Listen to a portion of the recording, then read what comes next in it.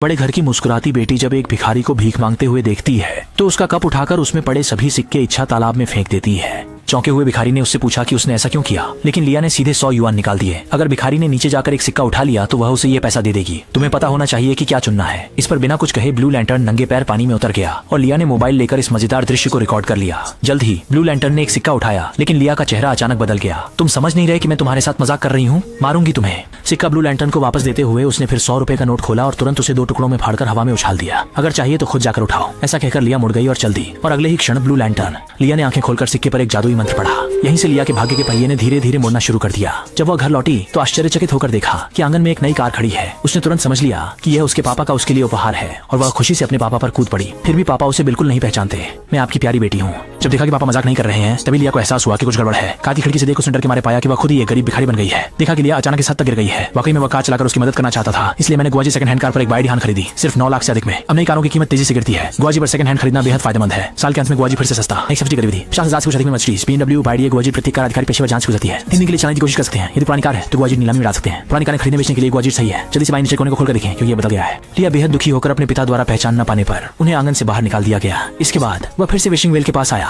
और 2 राहगीरों से एक सिक्का मांगने लगा। थोड़ा मजाक उड़ाने के बाद उसने जमीन पर पड़ा सिक्का उठाया और फव्वारे के पास आकर यह इच्छा जताई कि वह जल्दी से अपने पुराने रूप में वापस आ सके। इसके बाद उसने सिक्का पानी में फेंक दिया। कुछ सेकंड इसके बाद सच में एक चमत्कारी घटना घटी। उसने पाया कि वो वास्तव में वापस पहले जैसा हो गया है। जब वो खुशी से झूम रहा था तो उसके पीछे खड़े 2 लोग हंस पड़े। लिया सीधा आकर उन दोनों को डांटना चाह रही थी, लेकिन उनका वीडियो देखकर लिया का दिल फिर से टूट गया। असल में वह अपने मूल रूप में वापस नहीं आई थी। वह अब भी दुखद दिख रही थी। कोई उपाय न देखकर लिया फव्वारे के पास आकर बड़े गुस्से में बड़बड़ाई।